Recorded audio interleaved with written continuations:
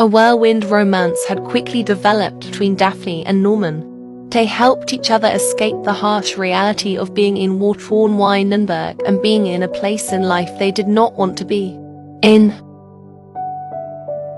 Daphne had also developed an infatuation with Norman.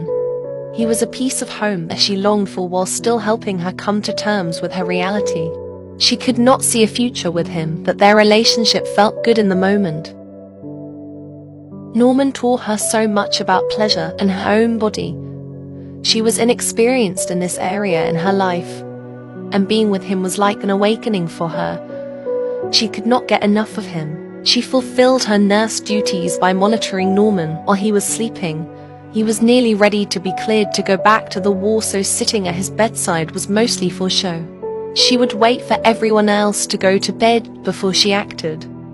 She would wake him up from sleep so that she could sneak into bed with him. Daphne worried that their relationship meant more to Norman, and it did to her. Daphne only allowed this relationship to start because she wanted to feel good and not think about Matthew. Norman would whisper that he was in love with Daphne when he thought that she was asleep. She never said a word about his secret declaration. Their relationship had many levels. It was playful when they wanted it to be. It was also vulnerable. Norman felt comfortable enough to shed his eye patch around her when he previously wouldn't even let the nurses change his dressing. As much as Daphne didn't want to develop any feelings for Norman, it was impossible given the circumstances. Norman was her source of comfort and escape, and she felt more for him than she let on. Their bedroom antics had even become much more tender and loving. She was happy for the first time in a long time. After a month of her relationship with Norman, Daphne received a letter from Matthew. The contents of the letter changed her life forever. The abuse to her mother at the hands of Bradley continued to escalate in the years since Daphne's departure. About 6 weeks ago, Bradley attacked Sarah within an inch of life. He had broken several of her bones and left her body with irreparable damage. Sarah was practically in a coma for weeks after it had happened. She had limited mobility because of her several broken bones, and Bradley would not allow her to seek medical attention. She suffered in silence for weeks. After this attack, Sarah had finally had enough. She could not allow her sweetie to grow up in this environment, and she didn't want to perish this way. Bradley screamed at her to get up and stop being a fat and lazy wife and to make him dinner. Sarah stared at him for a long time before finally standing up for herself.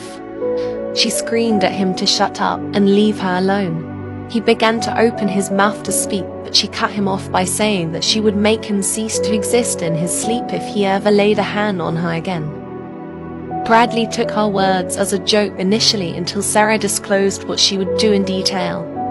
There was a flicker of fear in his eyes that Sarah had never seen before. Even though Bradley and Sarah were married, they officially despised each other.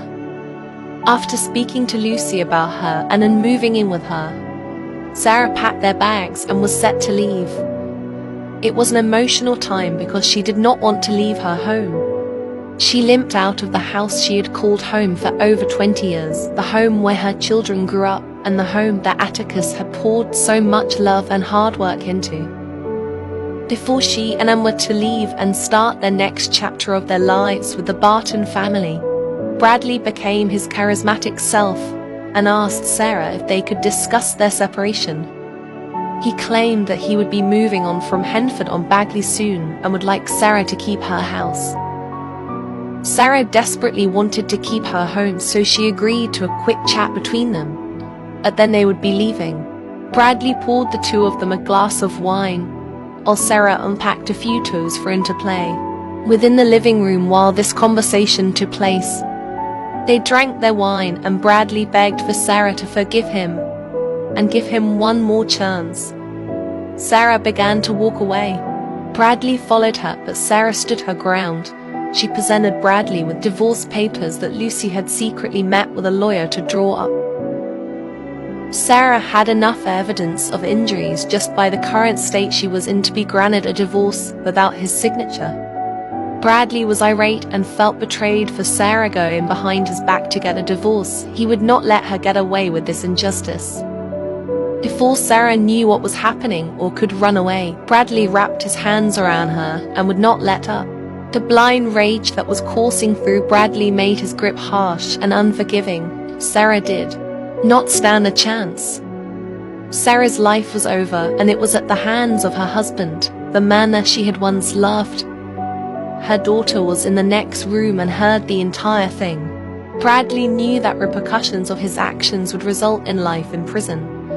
Instead of facing consequences for what he did to Sarah, he took the coward's way out in the bedroom they shared together. Lucy had called the authorities the next morning when Sarah and then did not show up at her residence. Matthew took her away from the scene. She was distraught and unable to speak. Daphne finished reading Matthew's letter and could not believe the words on the page. Her mum was gone and was practically an orphan. She could not hold back her tears. How could she let this happen? She should have been there for her family. The news of her mother's demise had upset her so badly as she rushed to the bathroom to vomit. The news was simply too devastating for her.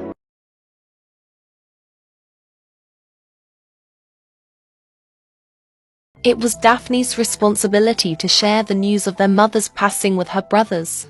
She traveled to Edward and Robert's base. She tried to keep a fake smile on her face because it was all that kept her from crying. She hugged both of her brothers and could not believe how much they had grown since she last saw them.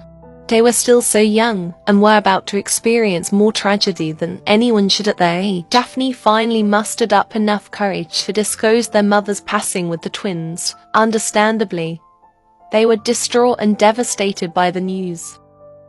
Daphne explained that their sister was currently staying with Matthew and they would figure out a permanent place for her. Daphne tried her hardest to not cry every second of the day. She still had a job to do and did not want to be reprimanded by the other nurses for constantly crying, so she put on a brave face. The smell from the food she was cooking had become too much for her and she had to excuse herself to the bathroom. She vomited up the contents of her stomach. Daphne had distanced herself from Norman since reading the letter from Matthew. She realized Matthew still loved her, but was dealing with the aftermath of her mother's passing. She was the worst person in the whole world for cheating on the love of her life while he was saving her young sister. Norman tried to talk to Daphne, but she gave him the cold shoulder. Every time she looked at him, she was reminded of the worst thing that she had ever done. Daphne began to think that she may be pregnant, not that her body was responding to the grief she was feeling. She had missed her period, which she never did.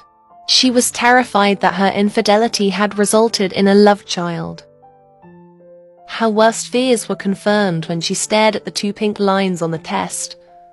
The child was fathered by Norman, not her future husband. Her life with Matthew was over before it even started.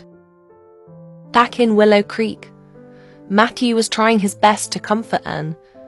She had latched onto Matthew and would only respond to him. He was her safe haven during this time. She responded well to the silly stories that Matthew would make up on the spot. He knew that in order to heal, she needed to have an actual childhood. The first years of her life had been riddled with screaming and being scared. He wanted to change. Dad. He put her to bed every night and reassured her that she was safe. He wanted Daphne to be here with him because he knew that she would be so much better at this. He read her stories from his own childhood that his mother gifted to him, and he insisted on taking guardianship of her instead of allowing her to go into an orphanage. His voice lulled her to sleep every night, and the look of peace on her face as she slept comforted him. Matthew had bought in every toy he could manage so that she would feel at home. He kept a few toys Sarah had given her so that Anne could still feel close to her. Anne took to the coloring supplies best. She would sit there for hours and draw picture after picture. Some of the pictures were of her mummy in heaven, and that brought tears to Matthew's eyes. He couldn't imagine the grief and confusion this child must be feeling. Elizabeth would take a train most days in between her school schedule so that Matthew could establish his career in law. He hated to be away from him given everything she'd been through, but his worries were alleviated when Anne insisted they play as soon as Matthew walked in the door. Their bond was growing quickly and strongly. Daphne had just been told that because of her delicate condition, her services were no longer needed as an army nurse.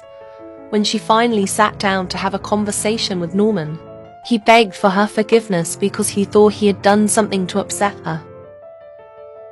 Daphne explained the passing of her mother and the circumstances of how it happened. She also mentioned that Matthew had not met another woman and that he was caring for her sister. Daphne decided to share the news of her pregnancy with Norman and to disclose that he was the father of this baby.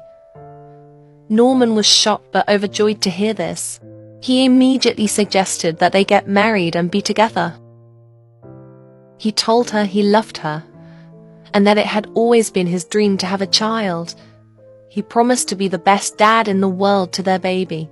Daphne was overcome with guilt and did not have the heart to tell him yet of her leaving or her deciding that Matthew would be the father of this baby no matter what. She had not even begun to assess the feelings she had for Norman, but they were there. She knew she was about to break his heart, so she wanted them both to have one last intimate moment to look back on. If he truly loved her, he would understand that Matthew was her soulmate. Norman had a secret of his own. That morning before the sun had risen, Norman was returning to base to lead his men through another battle. Daphne had to come clean about returning home to Matthew. Understandably, Norman is not happy about this revelation. He begged for Daphne to reconsider, to be with him instead of Matthew and to raise their child with him. Daphne stood her ground. She knew she had to break Norman's heart if he was going to keep this secret. She told Norman that she could never love him. She loved Matthew and he would be a good father to the baby. She said that Norman would make a terrible father. Norman was absolutely devastated. Daphne yelled at Norman and told him if he ever had any love for her and if he ever valued his friendship with Matthew, he would let her go and allow this baby to be raised by Matthew.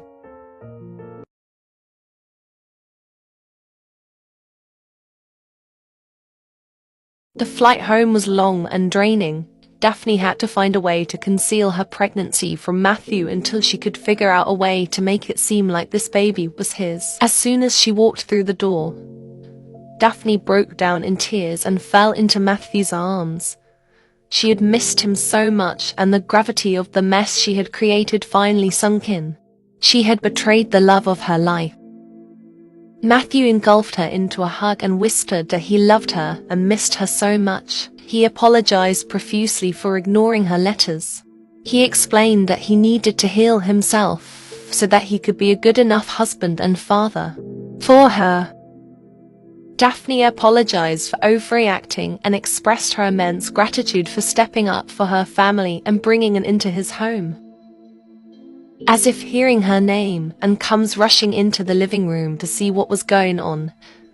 It had been over 3 years since she had seen her sister and barely remembered her. Daphne is overcome with relief that Anne was okay, so she tried to wrap her sister in a hug and wanted nothing to do with that and tried to push her away. Eventually, Daphne recited the book that she used to read to Anne, and this caused Anne to remember the love and bond that she shared with her sister and gives her hugs for a long time. Daphne excused herself to the bathroom because of the morning sickness she had been experiencing since she became pregnant. This pregnancy would be hard to hide for long. Daphne washed her hands thoroughly. She had to figure out a solution to her problem. She could not lose her one great love because of the biggest mistake of her life. She looked into the mirror to assess her small bump. She was only about 6 weeks along and was barely showing. It was the middle of winter, so she could conceal the small bump with her clothes. She had to be intimate with Matthew soon in order to make it seem like he was the father of this baby. Matthew would be this baby's father in every way except biological. It was not difficult to seduce Matthew. In fact, it happened that very day when Daphne returned home. Matthew had missed his fiancée so much and wanted to express his love to her. Daphne missed the familiarity of Matthew's embrace and the comfort of being with the love of her life. However, Daphne felt different. Love and connection were strong with Matthew, but the passion and fire was with Norman. She felt so guilty for ever giving in to her desires with Norman. Daphne settled into domestic life well in the weeks following her return. She and Anne's relationship flourished back to how it had been since she had been deployed.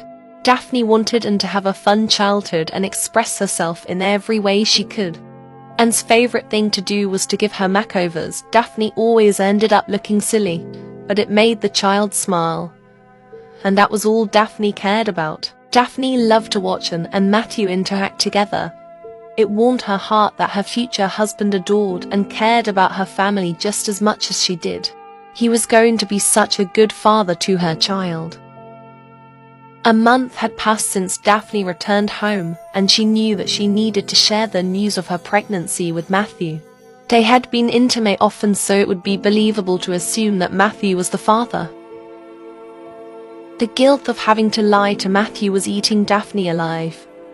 She had never lied to him once during the many years they had known each other. They would be starting their lives together with deception and an illegitimate child. As much as she wanted to come clean and admit what she had done, she couldn't. She loved Matthew too much to break his heart. This betrayal would break him. She would just have to hold this secret in her heart for the rest of her life. Daphne showed Matthew the positive pregnancy test, and Matthew erupted with joy. He was absolutely elated to be becoming a father. He thanked Daphne for giving him this gift and giving his life a new purpose. He promised to be the best husband and father to her and the little one in her belly.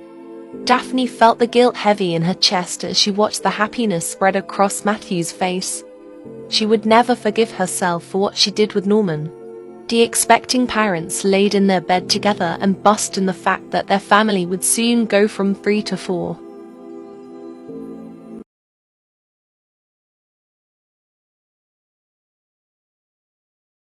Slowly, Anne began to fall back into her happy self. She still talked about her mummy sometimes, but adjusted to her new home and caregivers well.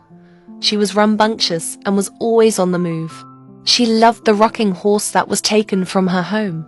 Matthew was getting better mentally with Daphne being home. He still became restless easily and could not handle having messes in the house. He obsessively cleaned a mess until there were no remnants of the spill. He helped Daphne with the housework and did not want his betrothed to lift a finger. She was carrying his child and he wanted her to rest. She had also been through a lot and needed time to decompress from the war, just like he did. He wanted to be the best dad to their baby. He was so excited to become a father and wanted to be prepared. He read every parenthood book that he could find. He had several months to learn how to be a father and was absorbing the information like a sponge. The guilt of lying to Matthew was getting more difficult to manage. They were wedding planning, and it all felt so wrong. They were about to start their lives together as husband and wife, and she was lying about the most important thing to ever happen to them. She tried her hand at knitting to try to soothe her mind.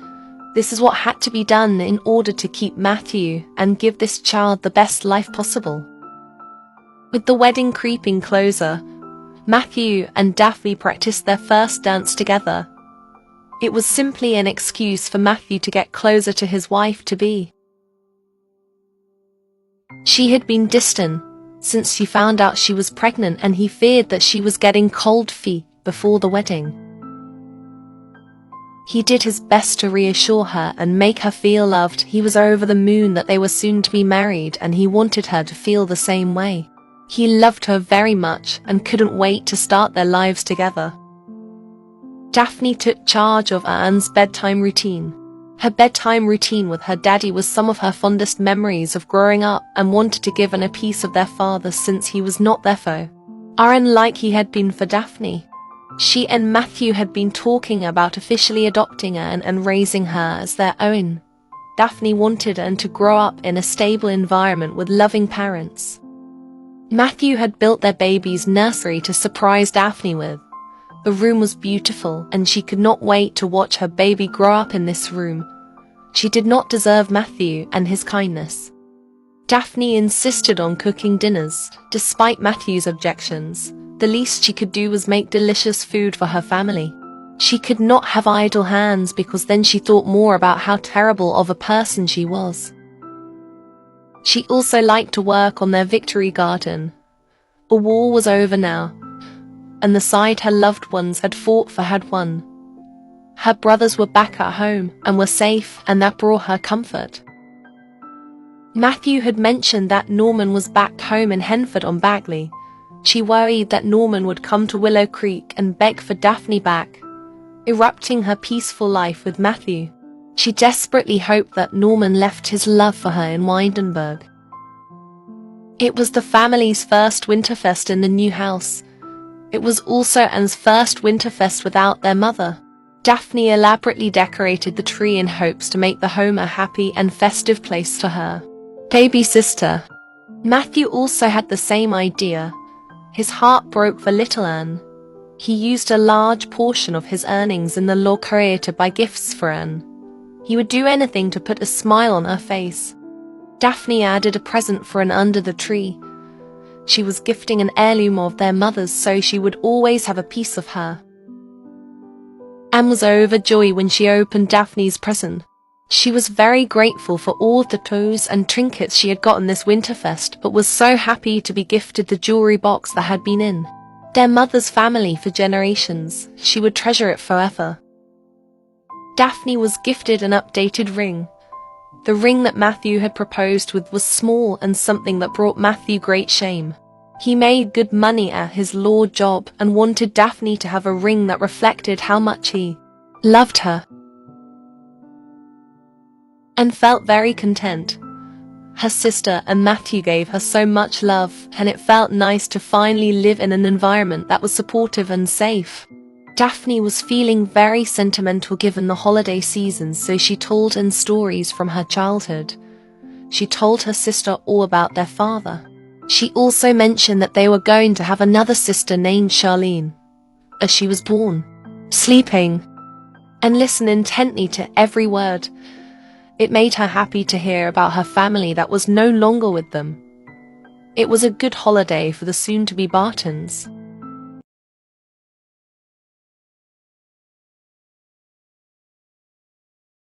Anne's adoption was officially finalized a week before the wedding.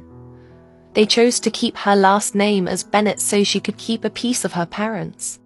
Daphne and Matthew decided to make little Anne a large part of their wedding. She was the center of their world now, and did not want her to feel left behind as they were becoming husband and wife, and would soon have a new baby in the household. They had her walk down the aisle as Daphne's maid of honor. She was so excited to be there for her big sister. Daphne was very emotional as she walked down the aisle. She never had any doubt that Matthew was her soulmate, and she wanted to spend the rest of her life with him. She worried that she would not be enough for him, and the big lie would always fester.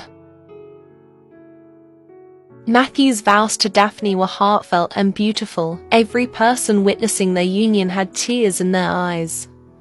The love that Matthew had for Daphne was almost tangible. He couldn't wait to start their lives together. He didn't think they would ever get here because of all the obstacles that had been thrown their way, and it had only made their love stronger. He couldn't wait to call her his wife and continue to show her how much he loved her every day for the rest of their lives. Daphne spoke from her heart during her vows. She told him that she had known she loved him and would be his wife from the first day they met all of those years ago as children. He was her protector and beacon of light through all of life's challenges. She would love him through all of the ups and downs of life and work every day to be the woman that he deserved. Matthew began to cry happy tears as he put the wedding ring onto Daphne's finger.